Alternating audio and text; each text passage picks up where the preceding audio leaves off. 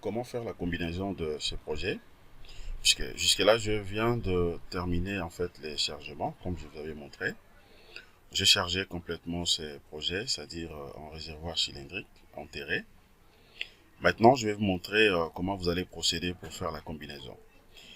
À l'entrée des jeux, j'aimerais justement vous rappeler que le projet que nous sommes en train d'étudier ici, nous allons travailler sur deux méthodes. La première méthode, nous allons travailler sur la norme Bayel. Et la deuxième méthode, nous allons procéder sur la norme Eurocode. Alors là, ce que je vais faire maintenant, ça sera dans la combinaison, suivant bien sûr la norme Bayel. Alors, je pense que c'est pas du tout compliqué. C'est juste question de bien maîtriser le paramètre. Deuxièmement aussi de maîtriser la procédure. Et vous allez voir que ça ne sera pas compliqué. Alors pourquoi je me suis dit c'est important de travailler sur les deux méthodes en fait, c'est justement pour répondre clairement à la question, puisque suivant la méthode de Bayel, nous allons premièrement étudier, ok, le réservoir, les cas d'un réservoir, bien sûr cylindrique enterré plein, et deuxièmement, nous allons voir les cas d'un réservoir cylindrique vide. Quand je dis plein et vide, c'est-à-dire quoi? Plein, je vais laisser toutes les sollicitations. Ma vide, je suis obligé d'enlever tout simplement le poids du fluide, ok, à l'intérieur.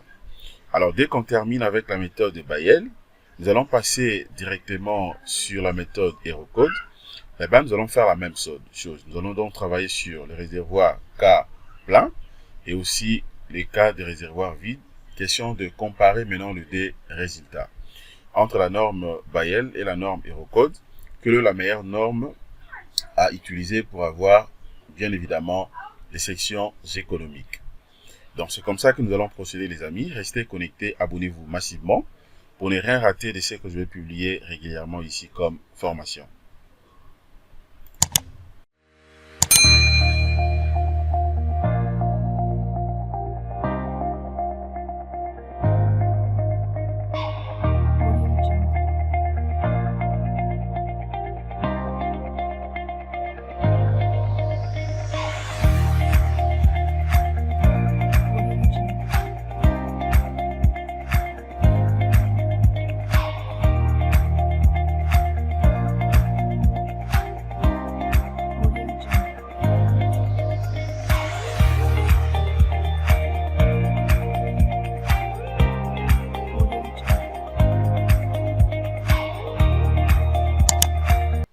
Bonjour à tous, bienvenue sur Jinkonga Tutoriel et Académie de logiciels d'ingénieurs.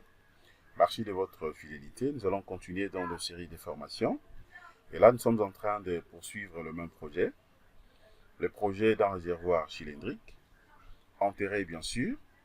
Et après avoir chargé complètement ce projet, tel que je vous avais montré déjà tout au début, maintenant nous allons voir la combinaison. Comment faire la combinaison en ELI, ainsi qu'en LS, bien sûr suivant la méthode Bayel. À l'entrée des jeux, ce qu'il faut d'abord faire, je vais vérifier d'abord quelques trucs. Et donc pour ce faire, c'est beaucoup plus sympa. Je dois me rassurer au moins de la norme que je vais utiliser. Donc, comme je viens de le dire là, je vais commencer par la norme Bayel. Et donc, je viens sur Outils, je vais cliquer sur Préférences de la tâche. À partir de là, je vais cliquer sur la norme de conception. Voilà, norme de conception ici. Ah ben là, je vois déjà très bien en béton armé la norme que je suis en train d'utiliser. C'est la norme Bayel 91 modifié 99. Donc, c'est pour dire que là, c'est bon, je n'ai aucun problème jusque-là. En termes de géotechnique, ici, je vais travailler avec la norme DTI 13.12 et ça me va également. Voilà, donc déjà, ces niveaux ici, je suis rassuré au moins que je travaille suivant la norme Bayel. Alors, ça ne suffit pas. Là, c'était pour voir le norme de conception. Maintenant, je vais cliquer sur la charge ou les différentes charges. Je clique. Question de me rassurer également la pondération. OK. Comment je vais faire? Alors, pourquoi c'est important de voir la norme, mais aussi les cas de charge? Puisque c'est possible que vous puissiez modifier sur la norme de conception. Vous voyez, donc, mais côté combinaison ou pondération, vous n'avez pas modifié. Au lieu que la pondération soit suivant bien sûr la norme Bayel, peut-être vous allez carrément la faire suivant la norme Eurocode ou bien d'autres normes. Ça peut être la norme ERIS, ok? C'est comme d'autres normes, et là, c'est pas du tout intéressant. Vous voyez, donc c'est important de vérifier d'abord la norme de conception, et deuxièmement, rentrer toujours ici, sur les charges, afin de voir, de visualiser également la pondération ici. Voilà, là, je suis au moins rassurant, puisque je vois que la pondération, ça sera suivant la norme Bayel 91, et puis la norme des conceptions aussi, c'est bon. Voilà, je vais cliquer directement sur OK. OK, donc c'est bon, ça, je peux enlever. Maintenant, comment je vais procéder pour faire la combinaison? Bien sûr, en ELI, c'est-à-dire état limite ultime, ainsi qu'en LS, état limite de service. C'est pas compliqué, c'est simple. Je vais d'abord enlever ça. Vous voyez donc l'orientation du repère local. Pour le moment, je n'en ai pas besoin puisque je suis en train de faire la combinaison. Donc, ça me porte P. Je vais l'enlever. Alors, maintenant, ce qu'il faut faire, c'est quoi, les amis? Déjà, vous le savez a priori que pour bien faire la pondération ou la combinaison, vous êtes obligé d'utiliser donc deux méthodes. D'abord, la combinaison automatique et puis deuxièmement, ce qu'on appelle la combinaison manuelle. Et donc, je viens là, je vais prendre chargement. Je prends la combinaison automatique. Dès que je clique, en fait, la combinaison automatique me sert à quoi? C'est justement pour spécifier directement le cas des combinaisons que moi je vais utiliser. Vous voyez? Déjà ici, par défaut, vous allez voir que c'est aucun ou supprimé. Donc, c'est pour dire quoi ici?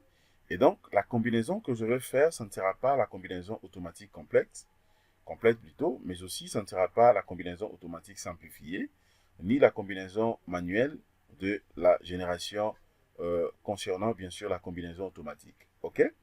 Puisque déjà l'ouvrage, c'est-à-dire le réservoir que moi je suis en train d'étudier, ne se trouve pas plutôt dans une zone sismique.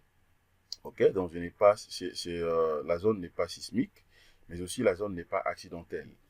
Raison pour laquelle je me dis, bon, ça ne vaut pas la peine pour moi d'utiliser la combinaison automatique complète. OK, complète, c'est-à-dire que pour avoir au même moment le ACC aussi. Et donc, moi, je prends aucun. Voilà, la pondération suivant bien sûr la norme Bayel. OK, c'est la norme que j'ai choisie, c'est bon.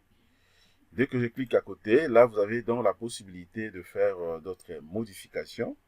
Alors, si vous suggérez faire des modifs, c'est-à-dire déjà ces niveaux ici, ah ben, je peux changer, voilà, donc je peux modifier par exemple la nature de la combinaison, je peux modifier, ok, d'autres types, déjà comme sous nature et tout ce qui va avec. Je peux changer les coefficients. Vous voyez, par exemple, ici, vous avez les coefficients 1.35. Déjà, vous avez une idée claire. Le 1.35, c'est dit par rapport aux charges permanentes. Et le 1.50, c'est dit justement par rapport aux charges d'exploitation. Et le 1.80, vous le savez, c'est par rapport au vent. Ainsi de suite. Ok, donc ça, c'est les gamma max. Vous avez les gamma min, vous avez les gamma S, vous avez les gamma A et tout ce qui va avec. Vous voyez, donc le FUIS également, les coefficients sont là. Et donc c'est pour dire qu'ils sont des coefficients par défaut déjà générés par la norme Bayel. Ok? Mais si par contre que vous travaillez, et bien sûr avec la norme Bayel, mais vous avez besoin de porter quelques modifications ou quelques corrections, ok, ça dépend du type de projet, donc c'est à vous de voir, donc vous pouvez le modifier également à partir d'ici. À ce qui me concerne ici, je vais utiliser ça tel que représenté, donc je vais fermer. Et là maintenant, je vais cliquer sur OK. Voilà, et deuxième type de combinaison, je vais rentrer sur chargement. Cette fois-ci, je prends la combinaison manuelle. Voilà, la combinaison manuelle, ici, vous avez le numéro des combinaisons. Ça sera dans le numéro 8. Pourquoi? Puisque dans le cas des charges, ici, je sais le cas des charges. Donc, ce qui vient justement après, ça sera le cas des charges 8. OK? Alors, type de combinaison, là, je vais commencer avec l'état limite ultime, donc le ELI. Nom de la combinaison, je peux tout simplement écrire. OK, donc je peux écrire soit ELI ou bien j'écris vraiment état limite. Voilà, j'écris état limite. OK, état limite ultime. Voilà, état limite ultime. Je vais cliquer sur paramètres. Au niveau du paramètre ici, vous avez les types de combinaisons sismiques. Vous voyez, type de combinaison sismique. Comme je l'avais dit à ce qui me concerne ici, donc ça ne vaut pas la peine de rajouter d'autres éléments. Je n'ai pas aussi besoin de confirmer les 10% en termes, bien sûr, de type de combinaison sismique. Et donc, moi, je laisse ça comme ça, tel que représenté. Le poids propre ici, par défaut aussi, je laisse. OK. Je clique directement sur OK. Et ensuite, je vais cliquer sur OK ici. Voilà. Je vais patienter, je vais voir ce que le logiciel va me proposer là. Voilà. J'aurai un tableau. Je vais patienter. Je vais patienter à ne pas confondre. Donc, ce que je suis en train de faire ici, c'est la combinaison, bien sûr, suivant la norme. OK? Bayel. Voilà, tout est là. Alors, qu'est-ce que je fais ici? D'abord, je vais vérifier un truc pour que ce soit bien simple. Donc, si j'envoie les tout, est-ce que, voilà, déjà je vois ici, hein, donc les coefficients sont respectés. Vous avez le 1.35, ok, puisque j'ai 4 cas, ok, des charges de nature permanente et 3 des charges de nature d'exploitation. Vous voyez, donc pour vérifier ça, c'est simple. Si par contre que je vais modifier même les coefficients, eh ben, je peux cliquer par exemple ça, 1, 2, 3, 4, d'autant plus que les 4 sont de nature permanente. À partir d'ici, je peux spécifier directement, ok, et je peux mettre directement dans les coefficients, par exemple 1.35 ou voire même 1 point, voilà, donc ça dépend de 1.3 par exemple. Mais bien sûr, suivant la norme, je vais utiliser le 1.35 et puis j'envoie d'abord pour les charges permanentes et ensuite je ferai également le 1.50 pour les charges d'exploitation. Ok? Alors, d'autant plus que pour le moment, je vois que je n'ai aucun problème, tout est bien. Voilà, bon, carrément, je peux le faire. Vous avez vu, là, j'ai pris 1.35. J'envoie d'abord ça. Voilà, c'est le 1.35. Maintenant, je vais prendre ça. Voilà, là, le 1.50. Ça aussi, j'envoie. Voilà, je viens d'envoyer les tout. Maintenant, il ne me reste que d'appliquer. Je viens là pour appliquer. J'applique. Voilà, une fois appliqué, c'est bon. OK. Alors, maintenant, je vais faire maintenant la combinaison en LS, c'est-à-dire état limite des services. Pour ce faire, je suis obligé de venir cliquer seulement sur Nouvelle. Là, je vais changer, je prends LS. La nomenclature également, je vais mettre état limite. Voilà, je mets état limite service, donc ça dit des services. Paramètres. Voilà, je laisse, je clique sur OK. Je clique sur OK là. Et ensuite, maintenant, ce que je vais faire, c'est quoi? Et je vais patienter d'abord. Question de me rassurer de ce qu'il faut faire cette fois-ci. Voilà, c'est bon. Je vais envoyer carrément les tout. Vous voyez, maintenant, je remets la combinaison en élit. Voilà, je remets le coefficient 1, 1, 1 partout, c'est bon. Ensuite, j'applique. Dès que j'applique, là, je peux maintenant fermer. Je vais fermer puisque je viens de faire le décombinaison, c'est-à-dire en élit tout comme en LS. OK? Jusque là, je n'ai reçu aucun problème. Voilà, je ferme. Pour voir ça, c'est juste question de venir ici. Je peux venir là. Voilà, attendez, je vais patienter tout doucement.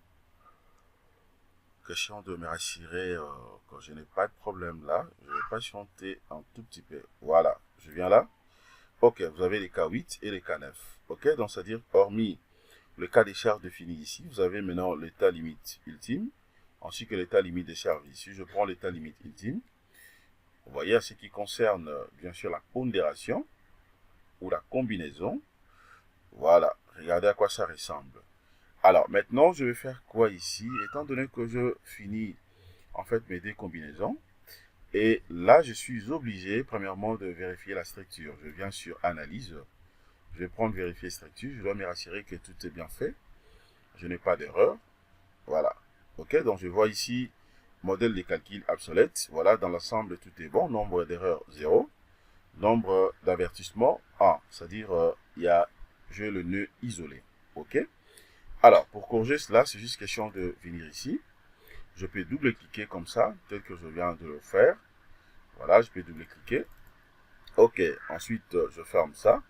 Et pour enlever les nœuds isolés, je viens directement faire Delete, c'est-à-dire supprimer.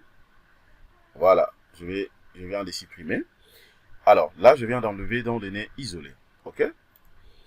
Alors, cette fois-ci, maintenant, je vais faire quoi? Étant donné que j'ai tout terminé, eh ben, je peux que lancer les calculs. Je peux lancer les calculs. Alors, comprenez que ce que nous allons faire maintenant, je vais passer à l'étape très cruciale, très important, à ce qui concerne le dimensionnement des éléments de la structure. Le dimensionnement des éléments, bien sûr, des réservoirs cylindriques enterrés. OK? Alors, comment maintenant vous serez à mesure de dimensionner ce réservoir dans le cas où le réservoir est plein? OK? Puisque là, je n'ai enlevé et aucune sollicitation. J'ai tout mis. OK? La combinaison et fonction de tout ça. Je vais tout simplement vous montrer ce qu'il faut faire. OK? Comment faire afin de dimensionner ces réservoirs tout en étant plein. Là, c'est bon. Et donc, voilà ce que je voulais vous montrer, les amis, concernant cette petite formation. Et étant donné que la combinaison est dans la combinaison, où les combinaisons sont bien faites, maintenant là, je peux que lancer les calculs. Dès que je lance les calculs, et après, je vais passer au dimensionnement. OK? Voilà. Donc, je pense que vous avez bien suivi et compris ce que je viens de faire. Alors, comment faire maintenant pour lancer les calculs? Alors, pour lancer les calculs, c'est simple. C'est juste question de venir ici. Vous cliquez sur calculer. OK? Et puis, je patiente. Voilà. Merci de votre disponibilité, les amis. Excellente journée. Au revoir.